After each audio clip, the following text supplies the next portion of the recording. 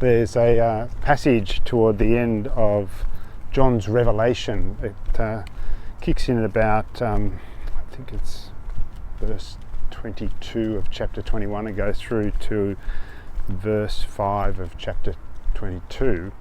And that's the reading for this coming Sunday. It talks about the city of God, and it comes down from heaven, the New Jerusalem, and one of the first notable things about it is that it has no temple in it. And that's not because people aren't going to be worshipping God, it's because God is everywhere in the midst of this city. In fact, the glory of God illumines the whole environment. So it's a pretty remarkable place. And it's got some quite notable features too, in the fact that the gates are open during the daytime, and side note, there is no nighttime because the glory of God is so present there as the sun illuminating the place. So the gates are always open, which speaks of extraordinary security.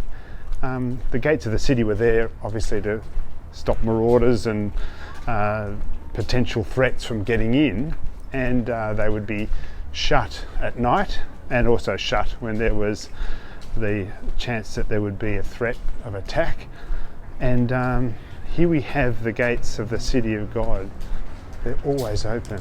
There is no insecurity, and it's such a beautiful image of going to and fro in freedom, particularly in a world today where often that isn't the case. We've border checks and people concerned about freedom of movement everywhere. And another interesting thing that it says is that certain people will not go in there. It doesn't say those certain people won't exist. It doesn't even say that they'll be stopped from going in. It just says they won't be part of it. They don't want to. The people that do abominations, those who lie, there you go. So they just won't want to be there, so they won't go there. And it sounds like a pretty remarkable place. We're going to look into this new city and what it means and how it might become manifest in our understanding on Sunday. Mustard seed. We're gearing up for Super Scone Sunday on the 29th of May, and you're allowed to come to that if you want to. You can cook a small batch of scones, that's your contribution, or if you're not a small batch scone cooker, you can bring $5 and that'll cover it. But you will have to let Jen Brewer know, and if you don't know how to do that, then be in touch with me and I'll let you know.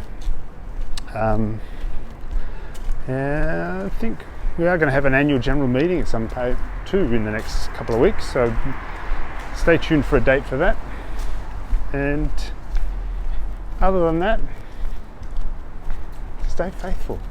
In a world that seems to be going through quite a lot of changes and upheaval at the moment, stay faithful. God bless.